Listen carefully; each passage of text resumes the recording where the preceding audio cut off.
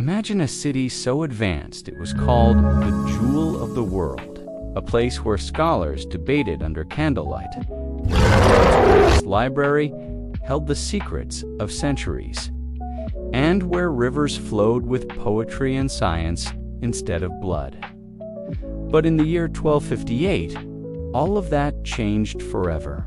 In just 7 days, Baghdad, capital of the Islamic Golden Age, was turned into a graveyard of civilization. Books were burned, rivers ran black with ink, and Bodhis outnumbered the living. But what really happened on that day when the Mongols arrived at the gates? This isn't just a story of war, it's the day history changed, and its shockwaves still echo through our world today. Welcome to Decoding History and Science, where we uncover lost stories and hidden truths from our past. Like, share, and subscribe for more historical events. The Golden Age of Baghdad, before the bloodshed, before the fire, before the fall, Baghdad was the beating heart of the world. Founded in the 8th century by the Abbasid Caliph Al-Mansur, Baghdad quickly rose to become the jewel of the Islamic world. It was here that scholars like Al-Khwarizmi developed the foundations of algebra. The Tigris River flowed not just with water, but with the lifeblood of civilization itself. Born from the harsh grasslands of Central Asia, they were united under one man, Genghis Khan. Unlike conquerors before him, Hulagu didn't just seek territory, he wanted total domination, and he was relentless. A visionary, a warlord, a brutal genius who forged scattered tribes into the most feared empire the world had ever seen. Fast, ruthless, organized, they absorbed knowledge from every culture they conquered. Chinese siege warfare, Persian administration, and even Islamic astronomy. They weren't savages, they were calculated conquerors. Baghdad was next end. The Caliph had no idea what was coming. They used fear as a weapon. Cities that resisted were obliterated. Those who surrendered were sometimes spared, but often met the same fate anyway, and flattening entire cities that dared to resist Mongol rule. His army, estimated at over 150,000 men, was the largest Mongol force ever assembled in the Middle East.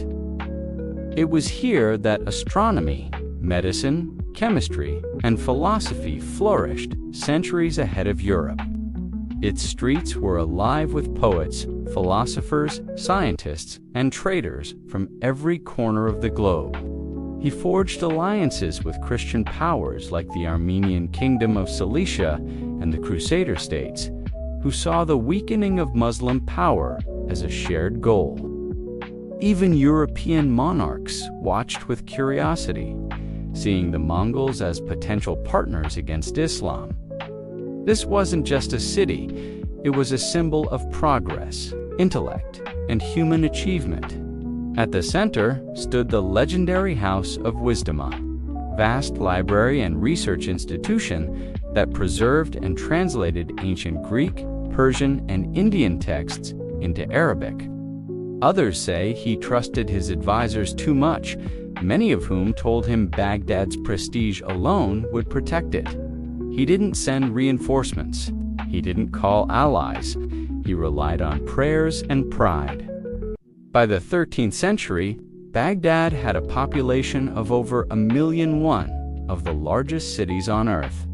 Its wealth was unmatched, its influence global.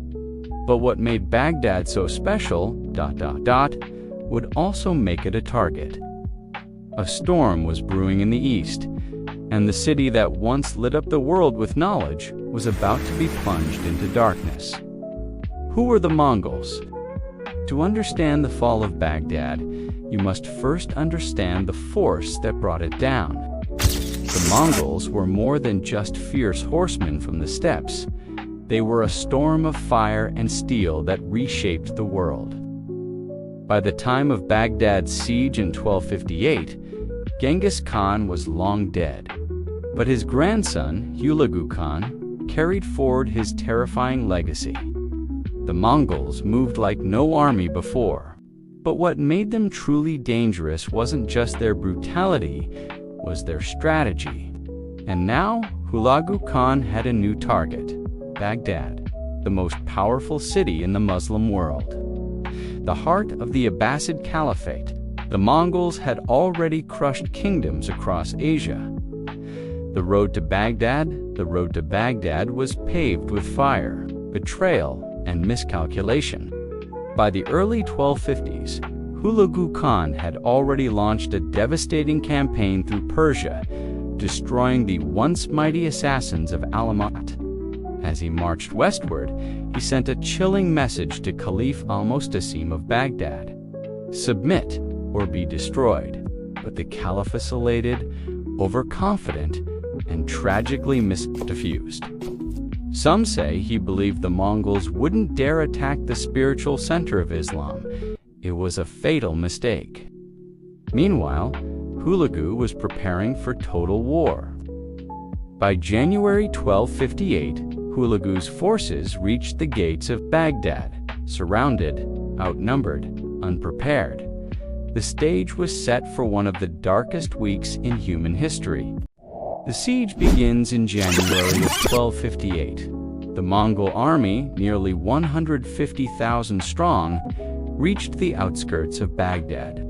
They came prepared, not just with swords and horses, but with Chinese engineers, siege weapons, and a chilling reputation that preceded them. Inside the city walls, Caliph al-Mustasim, the last Abbasid caliph, hesitated. He had underestimated Hulagu Khan. Despite warnings, he failed to properly fortify the city or rally allies.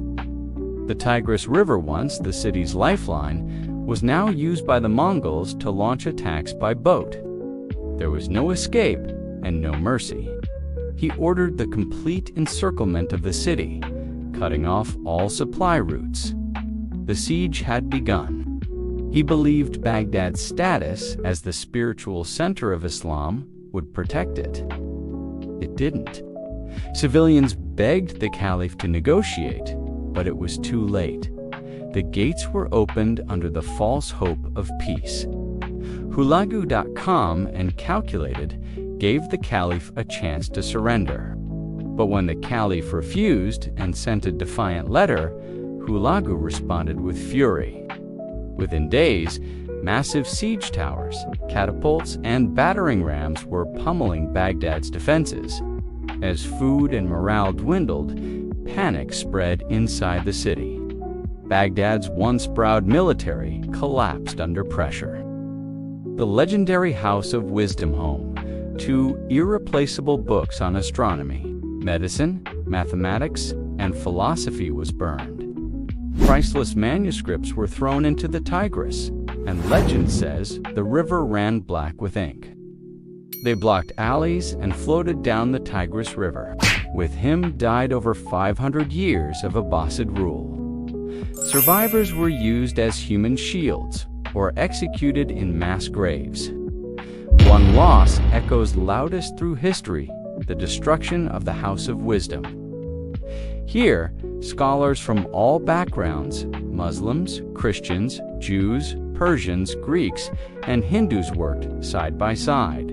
They translated ancient texts, pioneered algebra, mapped the stars, debated philosophy, and revolutionized medicine. But for the Mongols, surrender didn't mean mercy. It meant occupation and annihilation. The city that had stood as a beacon of knowledge for centuries was about to be swallowed by fire and silence. Streets once alive with scholars, poets, and merchants were now rivers of blood. No one was spared. Men, women, children, even the elderly were cut down. Over 200,000 people, by some accounts over 1 million, were slaughtered. A city falls in 7 days. They saw no difference between a scroll of ancient medicine and a brick of stone. They destroyed it all. Legend has it the river ran black with ink for days, while others say it ran red with blood. Either way, something priceless was lost. Science born in the Muslim world wiped out in a week. The chain of learning was broken. Knowledge that could have advanced the world by centuries was drowned, burned, or trampled. On February 10th, 1258, the Mongols stormed into Baghdad. What followed was one of the most brutal massacres in human history. For 7 days, the city bled. The Mongols moved with mechanical precision, destroying homes, mosques, hospitals, and marketplaces. Bodies piled up so high, but perhaps the greatest tragedy was the destruction of knowledge. Caliph al-Mustasim was captured, humiliated, and ultimately killed. Some say he was rolled in a carpet and trampled by horses, a symbolic gesture of utter defeat. The city that once lit up the world had become a graveyard. What the Mongols did to Baghdad wasn't just a military conquest. It was a cultural extinction, destruction of the House of Wisdom among all the horrors of the Mongol invasion. Founded during the early Abbasid Caliphate, the House of Wisdom wasn't just a library. It was the greatest center of learning on Earth. This was humanity's treasure chest of knowledge, a symbol of curiosity, cooperation, and brilliance. But when the Mongols entered Baghdad, they saw no value in books. Tens of thousands of manuscripts were thrown into the Tigris River. Entire generations of knowledge, mathematics from India, astronomy from Persia, philosophy from Greece. And it wasn't just books, they executed scholars, teachers, and scientists. The people who held that knowledge were silenced. The destruction of the House of Wisdom wasn't just the loss of a building, it was the collapse of an age, the end of an era, and a setback for human progress we still feel today. Aftermath: a world transformed when the Mongols left Baghdad. They didn't leave behind a conquered city, they left behind a ghost. What was once the heart of the Islamic world, the shining center of the Golden Age, became a lifeless ruin. The population, once over 1 million, had been decimated. The city's irrigation systems, carefully built over centuries, were destroyed. The economy collapsed. Baghdad's influence faded, and it never truly recovered. The Islamic world retreated into survival mode. Empires like the Ottomans, Safavids, and Mughals would later rise. But the spirit of Baghdad, the curiosity, the openness, the brilliance, was gone. The fall of Baghdad wasn't just a local tragedy, it sent shockwaves across the world. The Islamic Golden Age came to a screeching halt. Without Baghdad, the Muslim world lost its center of learning, its hub of innovation, and its symbol of unity. Science, literature, and philosophy, once celebrated, were now scattered, repressed, or simply lost. Meanwhile, Europe, which was just emerging from the Dark Ages, would soon begin its own renaissance. In just 1 week, centuries of science, literature, and philosophy were erased. What humankind had built over generations was lost to fire and water. The destruction of the House of Wisdom is a reminder that intellectual heritage is as vulnerable as any fortress, silent, broken, but their silence speaks volumes. Book It was the moment the light of an entire civilization was dimmed. Ironically, the Mongol invasions into Europe brought remnants of Eastern knowledge westward, where it was reinterpreted and revived under Christian rule. The Golden Age of Baghdad thrived not because of one culture, but because many came together: Arabs, Persians, Turks, Greeks, Jews, Christians. Protect it, nurture it, learn from it. It was this spirit of cooperation that made Baghdad a global capital of wisdom. When fear, division, and violence replace dialogue, civilizations fall backward. The balance of global power shifted. Unravel the mysteries of lost civilizations and explore how the past still shapes the present. What happened in 1258 can happen again if we fail to protect knowledge. if we fail to value peace over pride, or if we forget the price of arrogance and disunity. The vacuum left by Baghdad's fall created space for invasions, divisions, and foreign influence that would shape the region's future for centuries. And geopolitically, the Middle East began a slow fragmentation that continues even today. Had you heard this version of the story before? Let's talk about it. The Siege of 1258 was more than a moment in history. It was a turning point, a civilizational wound that never fully healed. Lessons from the Ashes Baghdad was a beacon of knowledge, wealth, and power.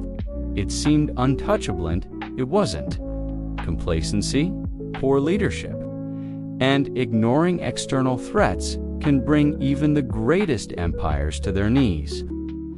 But hidden within that tragedy are powerful lessons the world must never forget. The fall of Baghdad in 1258 was just the end of a city. It was the death of an era. First, no civilization is invincible. Second, knowledge is fragile, or made you see history in a way you've never seen before. Don't let it end here. Third, tolerance fuels progress. And finally, history is a warning as much as it is a memory. Baghdad's ruins still stand, because in the ashes of the past lies a message to the future. Civilization is a candle in the wind. The fall of Baghdad in 1258 was just a chapter in a dusty history. But this story isn't only about the past, it's a reflection of our present and a test for our future. As you watched the story of Baghdad unfold, its rise, its brilliance, its tragic destruction, ask yourself, what legacy are we leaving behind? What knowledge are we preserving, protecting, and passing on? Because history has a way of repeating itself when we fail to listen. If this story moved you, taught you something new, subscribe to Decoding History and Science, where we breathe life into forgotten worlds. Like the video if you believe history should never be forgotten. Comment below what surprised you most about the Siege of Baghdad. Share this video with friends, teachers, or anyone who needs to know how much we've lost and what we still stand to lose. Hit the bell icon so you never miss our deep dives into the secrets of time. Because history isn't just about dates and names, it's about stories. It's about you. And it's about making sure that what happened in Baghdad never happens again. Thank you for watching. Stay curious, stay human, and we'll see you in the next journey through time right here on Decoding History and Science.